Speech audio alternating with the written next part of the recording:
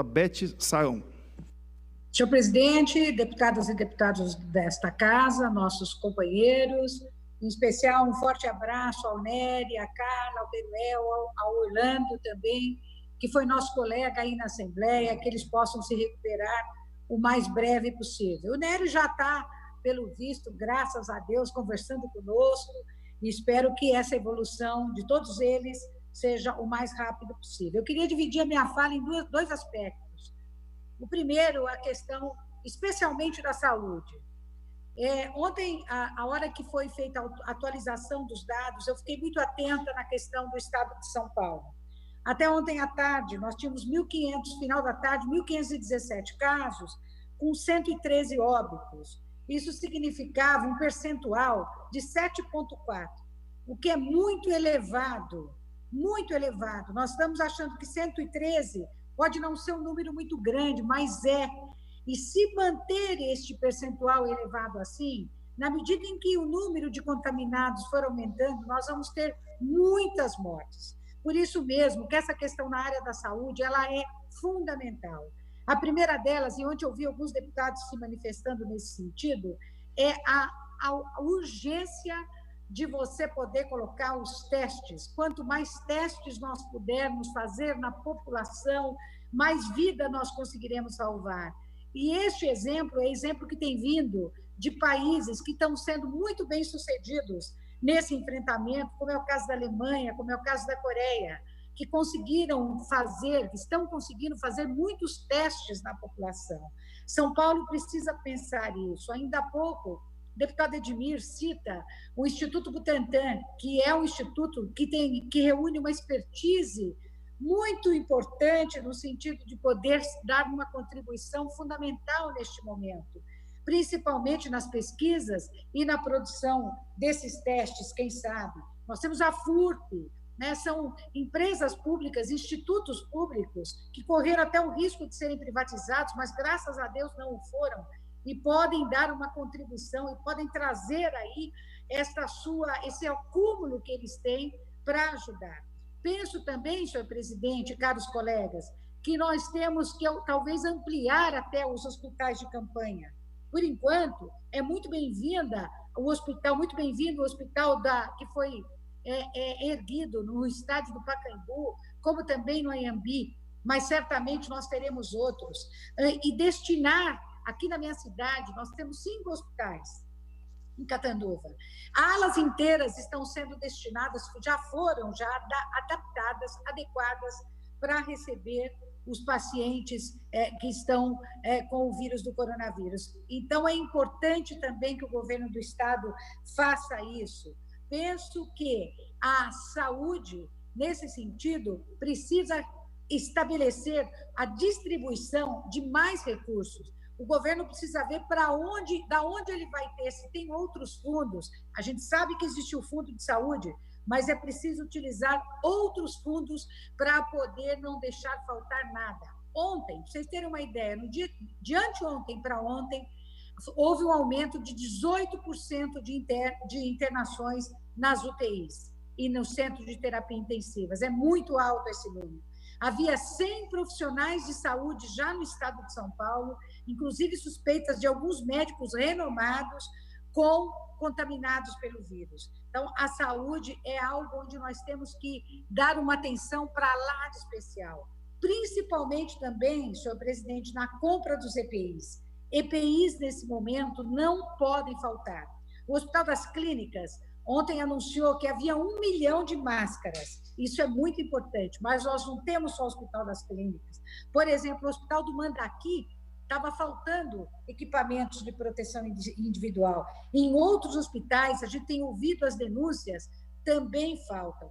E isso é algo que o governo vai precisar cuidar com muita atenção, com muito cuidado, contratar, conveniar com empresas que hoje fazem outros tipos de confecções para poder costurar essas... O áudio do Madalena está aberto, presidente. Pede para ele fechar o áudio dele, senão atrapalha muito a gente aqui. Por favor, senhor presidente. Também eu acho importante agora, num segundo, do outro lado, se de um lado nós temos a preocupação iminente com a saúde, do outro lado nós temos a preocupação com os impactos na economia. E esses impactos, as primeiras vítimas é exatamente a população mais vulnerável. Desde a população em situação de rua, que eu me sinto muito parceira, porque sou coordenadora da subcomissão que nós instalamos aí na LESP, dos moradores em situação de rua, até os moradores das favelas, dos conjuntos habitacionais das cidades, das periferias dos grandes centros urbanos, dos médios e dos pequenos também.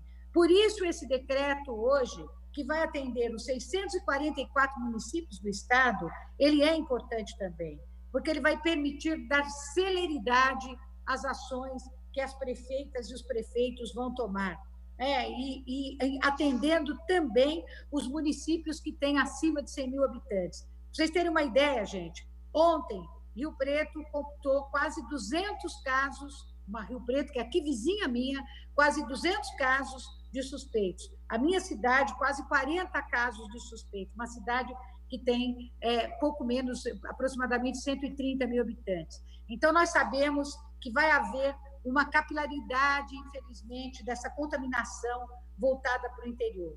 Nesse sentido, dar a esses prefeitos e prefeitas um instrumento para que eles possam agir com toda a celeridade possível é melhor. É claro que nós temos a convicção, esperamos que isso aconteça, que tudo isso seja feito dentro do rigor que estabelece este momento, dentro da seriedade e da responsabilidade que esse momento exige. E precisamos mais. Além daquilo que foi votado ontem pelo Senado, pela Câmara Federal, que estão de parabéns no sentido de distribuir R$ 600 para as famílias de baixa renda, R$ 1.200 para as famílias cujas chefia está na mão das mulheres, isso é importantíssimo, mas nós precisamos ainda cuidar de outros aspectos. A gente precisa pensar na tarifa de água, a gente precisa pensar na tarifa de energia, a gente precisa pensar nos pedágios, nas parcelas do CDHU, enfim, tudo aquilo que possa aliviar o orçamento doméstico nesse momento é muito importante. E eu queria aqui também trazer uma preocupação, salvo engano, a deputada Isa Pena ontem manifestou-se bastante preocupada e eu gostaria de reforçar isso.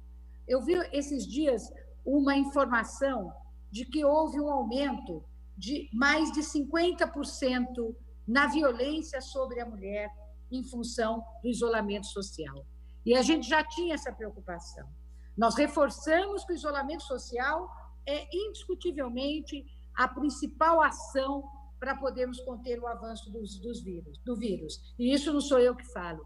Isso são os maiores especialistas do Brasil e do mundo que chegaram a esta conclusão. Portanto, defendemos de forma incondicional o isolamento social. Mas, senhor presidente, é preciso que os equipamentos que defendem a mulher, é preciso que os equipamentos que protejam as mulheres vítimas de violência estejam, nesse momento, preparados para fazer esse atendimento.